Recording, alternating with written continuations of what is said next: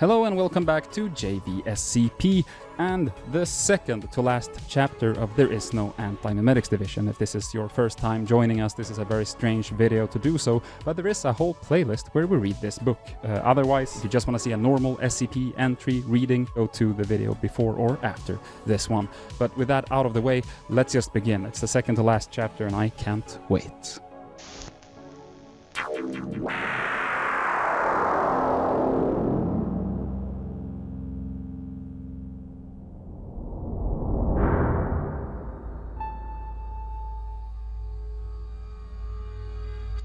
Part 2, Chapter 10. Blood, Brain. There's no day-night cycle. Something like a week into his trek, Wheeler realizes that he can perform an experiment. He selects a building with a high ceiling to sleep in, a library. Before turning in, he sets up a Foucault pendulum.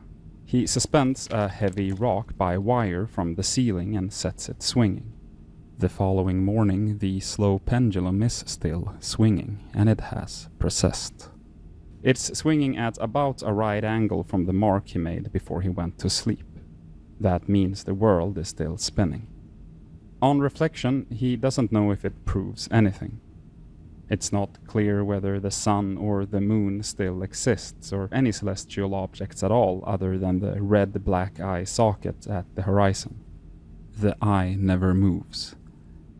It casts long, threatening shadows while being bright enough to blind Wheeler whenever he has to walk in that approximate direction, which is about half the time. Regardless of the physical evidence, it doesn't feel as if he's walking on a real Earth or fully awake. He feels like an ant, crawling across the face of a rough-hewn monolith, crawling into and out of the runes chiseled into the face of that monolith. Runes which form an unstoppable apocalyptic mythology. He has migraines, and there are blotchy, multicolored zigzags in his vision by the end of most days. He feels as if the whole world is perpetually dropping away from beneath his feet, like he and it are both plummeting into an abyss. He has not been caught yet. The violent phenomena Ulrich warned him about have not appeared, which makes him feel increasingly lucky and nervous. He carries a loaded gun, which he's practiced with a little. He's a better shot than he would have guessed using his right hand alone. His left hand, the mangled one, does nothing but shake. He has to keep it clutched to his chest while shooting. The gun gives him less reassurance than he'd like. It feels as if, were he to end up in a situation, it could metamorphose suddenly from a working firearm into a fiddly metallic liability, an explosive distraction in his pocket. On occasion, on the horizon, he sees a skyscraper-sized figure stalking past. He holds still or hides, and it doesn't see him. Other than that, the world is seemingly deserted, standing empty like an overturned car in a muddy ditch. Open doors, lights still blinking. Wheeler feels detached, lucky, guilty. He keeps away from cities.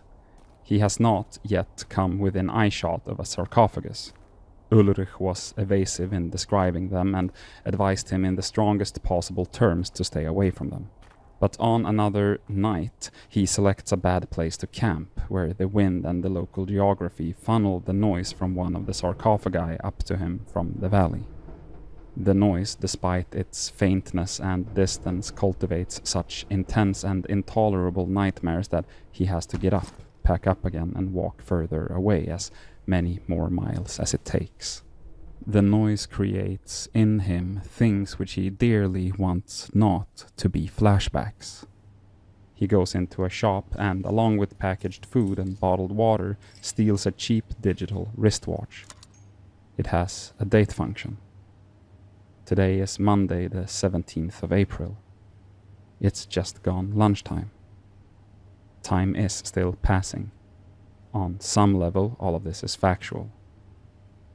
It's happening.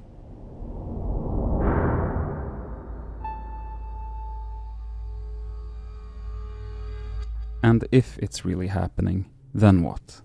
There is no longer any ambiguity about what specifically is happening. Not in Wheeler's mind or in anyone's. The world has long since passed through SCP-3125's antimemetic boundary layer and into its radioactive core. There is no longer a need for SCP-3125 to pretend that it is not what it plainly is. What else could it be?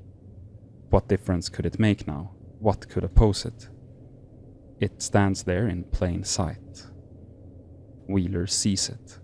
All of conscious reality sees it. It's happening everywhere, to everyone. It's not physically possible to conceive of anything else. There is no worst-case scenario than what's happening now. There's no race against time, there's no ticking clock, there's no last second. The last second was years ago. There's nothing to avert. This is it, the final game position, the highest and most refined form of human civilization. This is the shape of the next million years. SCP-3125 stands there, monstrous, casual, and indifferent, and Wheeler is alone with his thoughts for a long period of time and has little else to think about, and he wrinkles his brow and he blinks a long blink and looks again, and he realizes what it was that he wasn't seeing.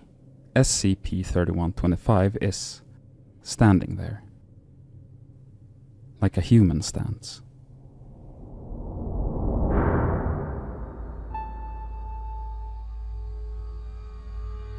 He reaches Site 41 at the beginning of May. His body clock has wandered far out of skew by this point. It's technically around midnight when he first lays eyes on the place. There is a protective field surrounding it, stamped into reality by the detonation of the antimemetic warhead, radiating out a few hundred meters beyond the site's perimeter. It's a psychological repulsion, not a physical one. A thick bulwark of irrelevance. There's nothing there. Just keep walking. Despite being warned about it, Wheeler succumbs to the effect. 30 minutes walk down the road, he double-checks his map and realizes what's happened and turns back. This happens a second time. On the third attempt, he makes it through, dead reckoning and willpower. For some reason, he had been imagining an ancient, dramatically overgrown ruin, but the containment breach which led to the site's destruction happened only 18 months ago, and the bomb blast which concluded the outbreak was figurative, not physical. About a third of Site 41's main building has been torn down, but the rest is perfectly intact and unmarred. Mother Nature has not reclaimed it. Gnarled trees are not sprouting from the damaged side. Wheeler exhales. There's a still, safe atmosphere about the place. It's as if Site 41 has its own cool microclimate. It's easier to think. Even the light here is fractionally yellower, more natural. The site's main entrance is sealed with steel doors, but Wheeler circles around to the damaged side of the building and he is able to effect entry over the rubble. He moves at a medium-slow pace. He can't afford to blunder into anything, but if he goes too slowly, he knows he'll overthink the situation and become scared and have to retreat all the way out of the building.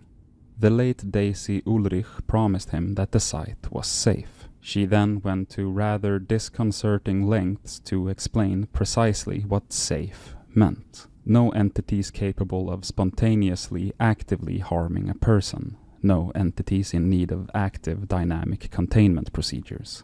A safe SCP can be left in a dark, locked room indefinitely with no risk, she explained. A nuclear bomb is safe, she said, giving the canonical example. Well, he replied, up to a point. The site is safe, he tells himself, creeping forward. The most dangerous things he's going to find are rats and... He jumps back, aiming his flashlight at a frightening shape. Corpses. The corpse is seated against a corridor wall. It's clutching a combat knife, which it seems to have buried up to the hilt in its own inner thigh, opening a gushing artery. Wheeler backs up against the wall, unable to look closely at the body, but equally unable to let it out of his eyesight in case it does something. He feels faint. It doesn't help that at exactly that moment the fluorescent lights in the corridor come up, triggered by his movement, giving him a much better look at the scene. The scene is about as bloody as any suicide can be. "No, thank you," he says. He backs up.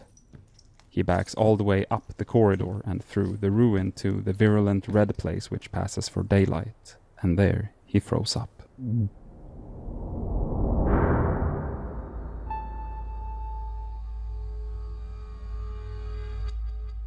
It takes a long time to talk himself back into it. He finds many more bodies.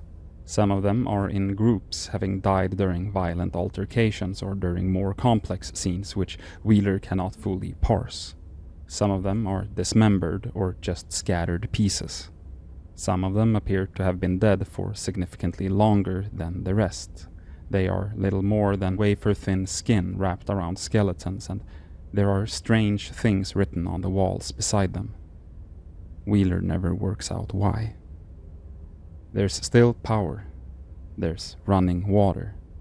At first, nearly every door he meets is locked, but he steels his nerves and returns to each of the dead Foundationers in turn and retrieves their keys and security passes.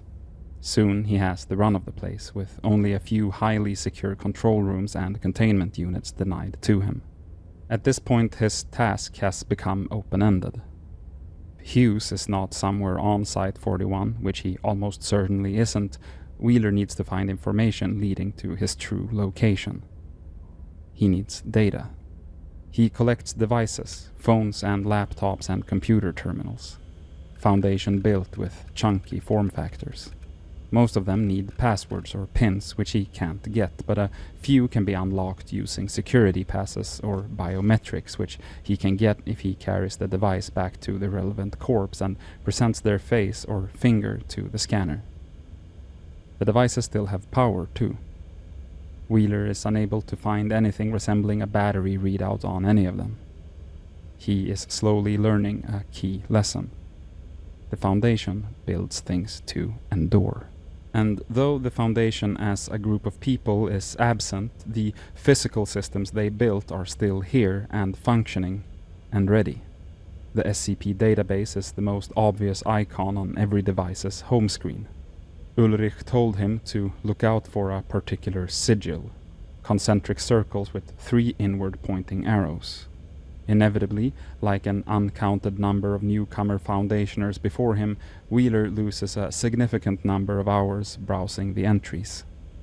The Foundation has a specific and recognizable house style, which is to describe even the most mind-bogglingly weird anomalies in absolutely mundane factual terms. Even heavily redacted, different users see different amounts of redaction, but there is plenty of data which he can't access no matter whose identity he uses. It makes for bizarrely compelling reading. Hughes is mentioned numerous times in the database. He seems to have multiple overlapping research specialties, and is credited in many entries as a containment architect. Wheeler takes detailed notes, assembling a picture of the man's career progression, and then randomly stumbles into the Foundation's own personnel records for Hughes, which line up almost exactly with what he just worked out. There are huge holes in the personnel record. The last entry relating to Hughes' actual activities is in 2007. And then, in 2010, after a gap of years, there's a final note, a singled unauthored sentence. It appears that those who know Hughes' fate meet it. In the file. Wheeler frowns at the unhelpful note for a long minute. It reads like a riddle. Wheeler was, for a long time, a crossword puzzle fiend, but it seems improbable to him that a clandestine organization like the Foundation would leave cryptic clues for one another rather than clear direct instructions. Which means the note is probably intended to be read simply and literally, "Don't look for Hughes unless you want to meet the same fate." Wheeler tilts his chair back and stares at the ceiling, contemplatively. On the other hand, the note also means Hughes can be found. It's been done before.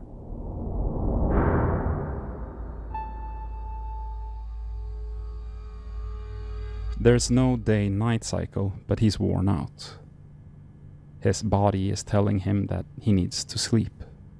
He sleeps on a sofa in an employee break room on the far side of the building from the Red Eye. There's a snack machine and there are snacks in the machine, but he doesn't have any cash.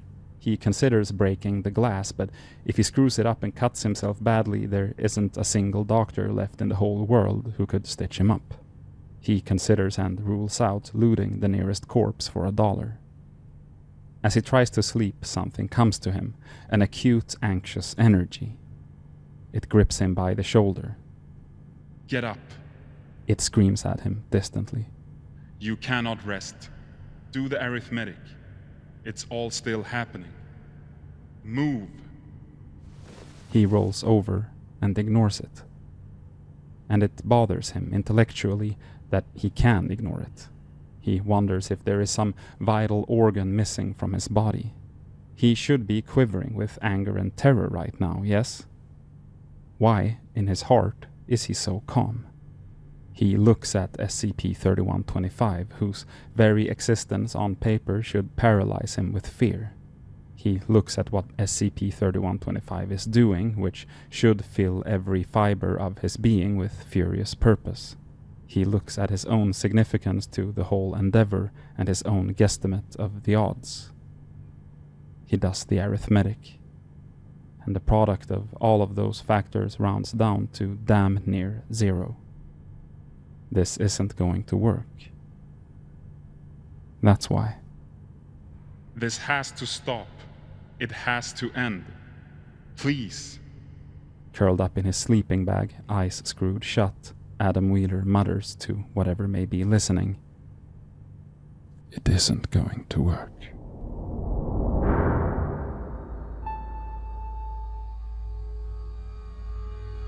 Near the site entrance, he can't figure out how to unlock the steel doors even from this side. He finds a security office with printed floor plans of the whole site. He crosses off the rooms he's visited and the rooms which are destroyed. Everything remaining is locked. Above ground, anyway. Underground, there are warrens of tunnels and dozens more containment units. And 30 floors below ground, a single incredibly large vault of unstated purpose. This final vault draws his attention in, magnetically. Ulrich assured him that the site was totally safe. As the freight elevator descends, Wheeler finds that a kind of anxious pressure is building above him. The air is rapidly getting warmer, and he's just realized that if the elevator breaks down right now, he'll likely be helplessly trapped and die. He shouldn't have used it. He should have used the emergency stairs. Too late. The elevator lands. There's an empty corridor. He follows it, drawn forward. There's an airlock at the far end, a wall of white metal big enough to drive a truck through. The airlock is closed, but there are 7 or 8 overlapping circular holes punched through it, making a combined gap which is easily big enough to admit a human. Beyond the airlock, there is a vast dark space. Wheeler has climbed through the hole and walked 5 paces out into the darkness before he even thinks about what he's doing. There are shapes out there, illuminated by the scant lights falling from the airlock corridor. Lumps which could be more dead people. Wheeler's own shadow blocks much of the light. He takes out his torch. It is absolutely silent down here, and the temperature is uncomfortable, making him sweat.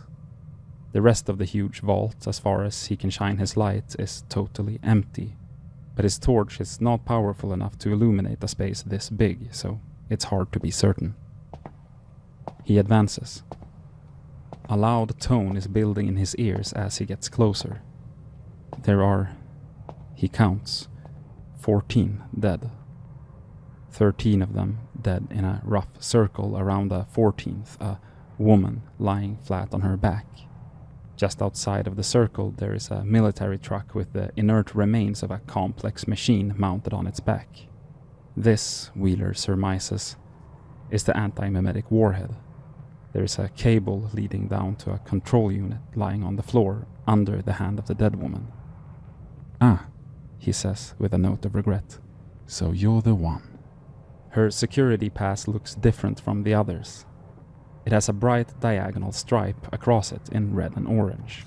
He takes it. There's a roaring in his skull. He can't see it clearly at first. Something is disturbing his vision.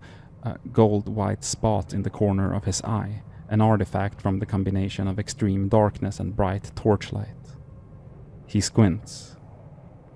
It says, Marion Wheeler, Site Director. He stares at it for a long time, weirdly disoriented. He doesn't exactly know why. It is, of course, a very commonplace name. If he stopped to gawp at every other Wheeler he met, he would never get anything done. Still, she's the one with her hand on the switch. She's the one who ended this local outbreak. Out of every dead foundationer on this damned site, she's the one who didn't die for no reason at all. He feels as if he should say a few words, but they do not come to him. He makes one quick circuit around the vault perimeter, scanning the floor and the wall, looking for anything interesting and finding nothing but construction tools and scaffolding. He returns to the airlock and then the freight elevator. He glares at it for a long, frustrated moment and then accepts that it would be unsafe to use it again. The emergency stairwell is perfectly well lit, but 30 floors is a mountain. 3 times on the way up, he has to stop to rest his knees.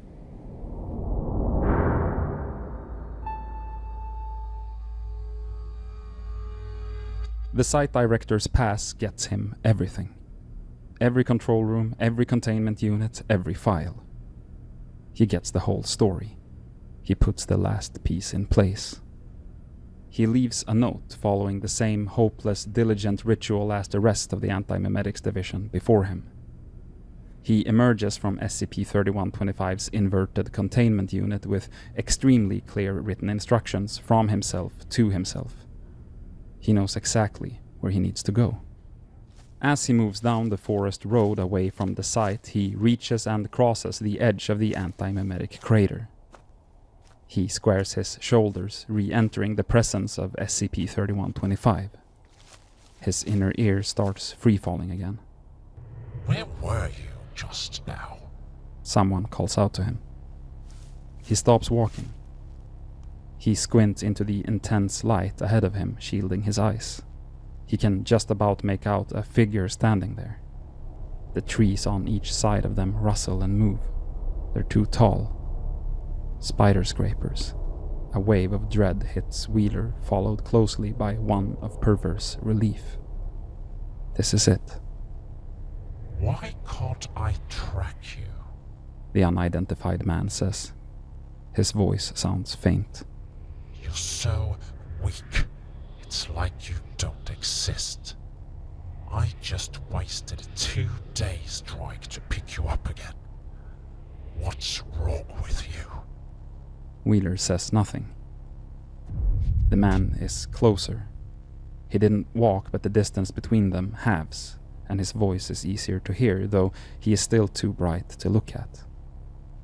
His body structure blurs and flickers. You're not one of them. He says. And you're not one of us. And you're definitely not the hero. You don't count for shit, memetically. Why are you wasting your time on this? Whatever the fuck this is. You should just kill yourself. It's not going to work. Wheeler knows that. The light collapses. The figure smashes into focus, becoming physical. It's a real human. A skinny 20-something. Scruffy, uncut hair and a sketchy beard. He is shirtless, and there is a deep black pit in his clavicle, a hole where he has clearly been very badly wounded. Blood has run down his chest, soaked his jeans and forearms and dried black. Fresh blood is still coming, building up thick layers which shouldn't be possible. Wheeler doesn't spot the second hole in his gut, obscured by too much blood. Wheeler is trying to keep his expression neutral, but he knows it isn't working. He can feel his left hand, his bad hand, starting to shake. A part of him still wants to ask the guy why, but there is no possible answer. This is what the human race really is. The man explains, spreading his hand to gesture at the whole world. We lied to ourselves that we could be better for thousands of years. But this is it. This is what we've always been. We've never been anything else. That's... Wheeler begins, then stops, suddenly remembering something. He claps his left hand to his chest, draws with his right, and shoots. It's a good shot. It's a lucky shot. It takes the man directly in the eyeball and blows out the back of his skull. He falls, twisting as he falls, landing on his broken face. Wheeler gasps, remembering to breathe. He almost drops his gun. He gets a tighter grip on it, keeping it aimed at the blasted ruin of the man's head. He wants to throw up. He controls himself. In through the mouth, out through the nose. He's okay. Let him talk for too long, he says, apologetically. He pulls out the Foundation brick phone from his pack. He pushes some buttons, entering coordinates, and then retreats far down the road. He retains visual contact with the dead man for as long as possible, then turns away and kneels, placing the phone on the road beside him. Following the detailed instructions he found in the control room, he grinds his palms into his eyes and presses his face against the ground. And he says, Eloni Zanare. Fire. The orbital laser strike comes diagonally. It lasts for a split second and is easily bright enough in the visible spectrum to have instantly blinded him if he were looking. When Wheeler returns to the scene, there's no body left, just a scorched ellipse of asphalt. He says to the scorch mark, I was going to say something along the lines of, that's a lie. That's what you are. You're the lie. But, And if the bastard can regenerate from that, I'm done for. Well and truly. He looks up. The atmosphere isn't changing. The sky isn't returning to blue. There's still that heinous pressure. SCP-3125 remains the dominant force in the universe. But as he turns, hearing movement in the forest all around him, he realizes that the immense spider forms, he'd sincerely forgotten about them, they were standing there so quietly, are dispersing.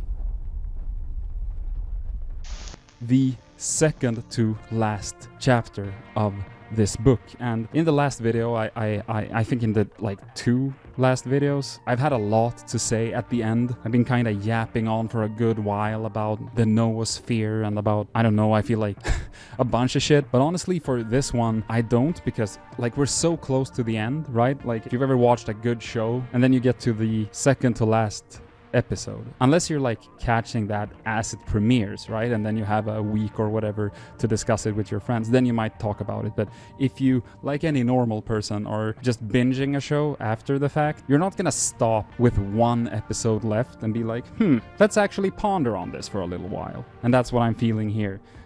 A lot happened. This is a really cool chapter, but I honestly do not remember how this book ends. I don't remember where it goes in the last chapter, and I just want to fucking find out. So that's what's gonna happen. We're just gonna, I don't know, man, stay occupied for 2 weeks so that we can just get to the end of it, right? So let's, cognito hazard, memetic shit, get this out of your head as if it doesn't exist, and then when you get that notification, hit the bell icon, by the way. Next week, then you'll know that it's not this, because next week is usually a normal SCP reading, but then the week after that, when that notification hits, we'll read the final chapter, and then I do remember that there is an epilogue, and I don't know if we'll do that as its own video. I think we might, but just release it the week after the last episode, or I mean the last chapter of the book. You know what I'm saying. We'll get to that once we get there. I love the epilogue, can't wait, but I'm even more stoked to find out what the fuck happens in the last chapter, because I truly don't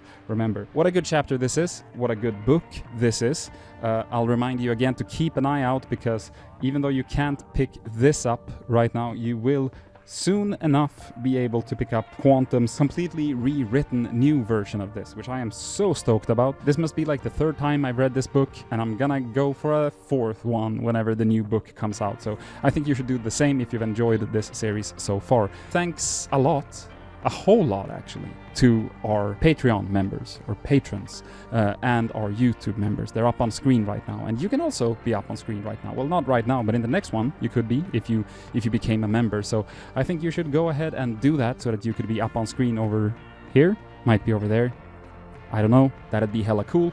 We're trying to get Veeti a new microphone, sort of like this one, as one of many changes that is happening to this channel in JVSCP Season 2.